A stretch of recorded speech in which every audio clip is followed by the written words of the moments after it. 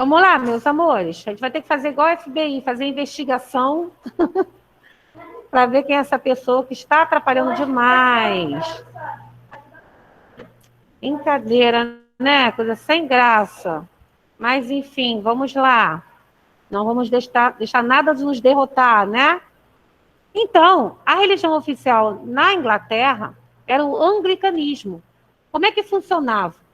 O rei que governava o Estado era o mesmo que governava a religião, tá? Era uma só pessoa. E isso favorecia e muito a questão, deixa aí, isso favorecia muito a questão, né, do poder, da concentração de poder nas mãos do rei, tá? A sua permanência e a sua dominação sobre a sociedade. Então, vamos lá. A ética calvinista era mais adequada aos valores burgueses, uma vez que estimulava o trabalho, a eficiência, a poupança e a acumulação de riquezas. A dinastia Tudor chega ao fim com a morte da Elizabeth I, que teve um problema respiratório e veio a falecer. Lembrando que ela não tinha herdeiros diretos, tá? Sem descendente direto, acabou que eu falei e estava aqui escrito. Sem descendentes diretos, o trono coube a seu primo Jaime, rei da Escócia, e se tornou soberano dos dois países com o título de Jaime.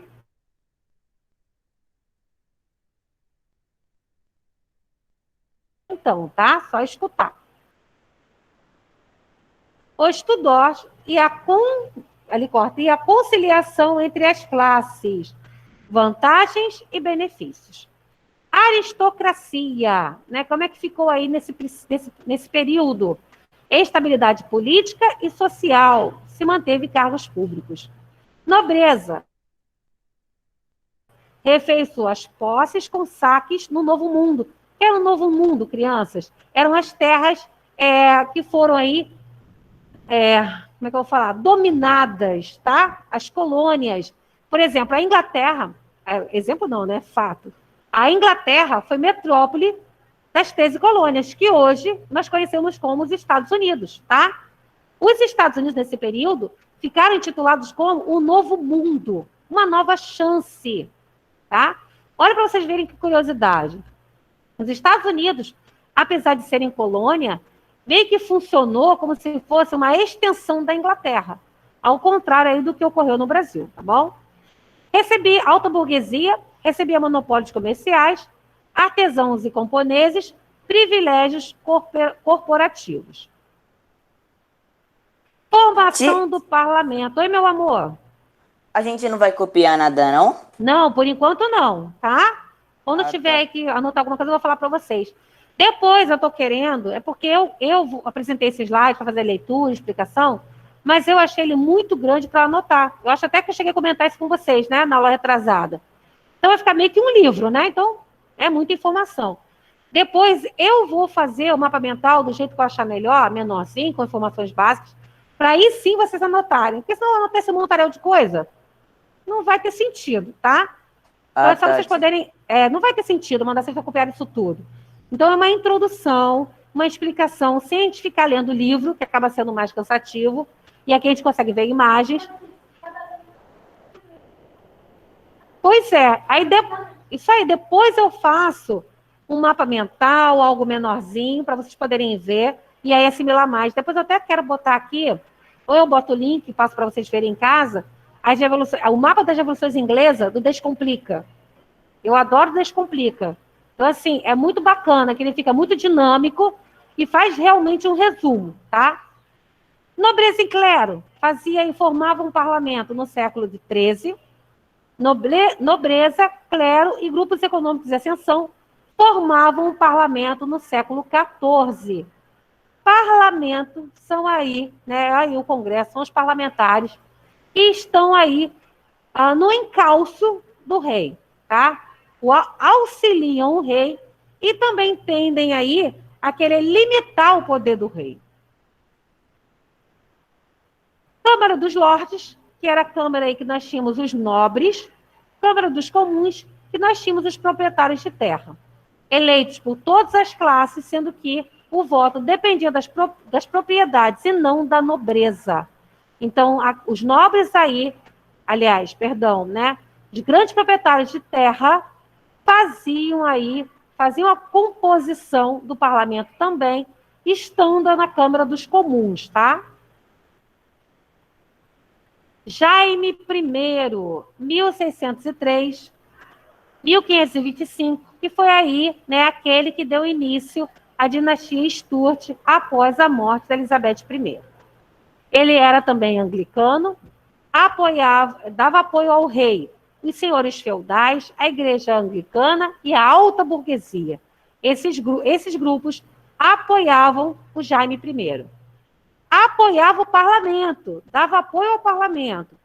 Pequena e média burguesia, os gente, a nobreza mercantil, os puritanos calvinistas ingleses. Gente, no governo do Jaime I, ocorreu essa divisão, tá? Grupos que davam apoio ao rei e grupos que davam apoio ao parlamento. Tentou restabelecer o absolutismo e ampliar a influência do catolicismo. Ele realizou perseguições a católicos e puritanos, aumento de impostos, dissolução do parlamento. Nesse período do governo Jaime I, nós tivemos alguns conflitos entre parlamento e rei, tá? O rei tentava legitimar seu poder através do catolicismo, e o parlamento fazia pressão e tentava legitimar o seu poder através do puritanismo, né? Que era os protestantes, contra a Igreja Católica. Lembrando, vou até voltar aqui, que o Jaime I, ele não conseguiu, né, de certa forma, manter a força da rainha Elizabeth I. Ele deu continuidade à monarquia absolutista, mas ele não conseguiu implantar aí de modo efetivo, tá? O poder, seus plenos poderes, assim como fazia a Elizabeth I com mãos de ferro. Quando Jaime I foi derrubado do poder, assume o Carlos I. O Carlos I, né, ficou de 1625 a 1649. Em 1628, ele realizou a petição de direitos, restringiu o poder do parlamento, tá? Restringiu o poder do soberano. Ou melhor, né? O parlamento tenta frear, né, bloquear, diminuir, limitar o poder do rei. O Carlos I fecha o parlamento e governa uma década sem chamar o parlamento, sem reabrir o Congresso. Em 1640, ele convoca o parlamento, pois estava precisando de fundos para lutar contra os escoceses. Entra em choque novamente o parlamento com o rei, e novamente o rei, que tinha esses poderes, fechou o parlamento, fechou o Congresso. E em 1649, inicia na Inglaterra uma guerra civil, né? A guerra entre o parlamento e o rei. O parlamento se divide, tá? Os gente com medo de perder status social, e nós temos os partidários do parlamento, os cabeças redondas, que lutam contra o rei. Então, nós temos um confronto entre rei e parlamento, e ocorre a divisão dentro do parlamento. Parte do parlamento quer realmente derrubar o poder absolutista do rei, e a outra parte acaba por defender o rei. Fases da Revolução Inglesa, nós tivemos a Guerra Civil, que foi de 1642 a 1648. É implantado o regime republicano com a derrubada do Carlos I. Carlos I, inclusive, é executado, tá? Quem assume o governo na Inglaterra é o Oliver Cromwell, que vem fazendo a defesa dos burgueses, vem com o apoio da burguesia, e ele implanta o regime republicano. Só que vocês vão ver que o Oliver Cromwell, ele implanta o regime republicano, ele lutou contra o regime monárquico, mas, no final, ele vai acabar implantando esse regime republicano, né, com o título de republicano, disfarçado, tá? Porque, na verdade, o que ele vai realizar é o absolutismo. restauração da monarquia, que é o que eu acabei de falar, né, que o Oliver Cromwell acaba fazendo, e vamos ver também a Revolução Gloriosa. Então, vamos lá. Guerra Civil Inglesa, nós vimos que houve aí um confronto entre o rei e o parlamento, partidários do absolutismo, nobreza, católicos ingleses, irlandeses. Carlos I mandou invadir o parlamento e prender os principais líderes do parlamento. O parlamento, o presbiterianos, nobreza, liberal, puritanos, e tem também o Oliver Cromwell em sua defesa. Então, nessa guerra civil, nessa guerra puritana, nós temos o confronto entre rei e parlamento. Guerra civil chega ao fim com a vitória do parlamento e o rei Carlos I é preso e condenado à morte, sendo decapitado em 1649. Então, nós temos o fim aí do absolutismo de Carlos I. Tá? Foi no governo de Carlos I que nós tivemos a primeira guerra entre rei e parlamento, a guerra puritana, a guerra civil. Carlos I é executado, e quem sobe o poder? O representante, né, do parlamento, que fazia aí a defesa do parlamento, o Oliver Cromwell. Estamos vendo a imagem aí da decapitação de Carlos I, em 30 de janeiro de 1649. E agora, a implantação do regime republicano. Vou ler daqui, porque aqui está atrapalhando o pezinho da câmera. Cromwell esmagou as oposições, instalou a República e comandou o país de 1649 a 1658. Principais acontecimentos: formação da comunidade britânica, união da Inglaterra, Irlanda, Escócia e País de Gales, sob o comando de Cromwell. Decreto do ato de navegação. Ele decretou que todas as mercadorias importadas ou exportadas pela Inglaterra deveriam ser transportadas por navios ingleses, favorecendo assim o desenvolvimento da marinha inglesa. Guerra contra a Holanda, os prejuízos com o ato de navegação inglês. Os holandeses declararam guerra à Inglaterra, mas foram derrotados e a Inglaterra tornou-se a maior potência naval do mundo. Oliver Cromwell, então, assume o poder da Inglaterra após a morte e execução do Carlos I. Ele implanta a República, mas vocês vão ver já, né, que ele tem atitudes absolutistas, tá? Aqui nós estamos vendo que ele está realizando o crescimento econômico, o crescimento marítimo, né, da Inglaterra. Ato de navegação, onde ficou imposto que todas as mercadorias, tanto as exportadas quanto as importadas para a Inglaterra, só podiam ser feitas por embarcações inglesas. Outro país era proibido. Foi estabelecido o título de Lorde Protetor, né, ao Oliver Cromwell, e com esse título, seu título tornou-se vitalício e hereditário.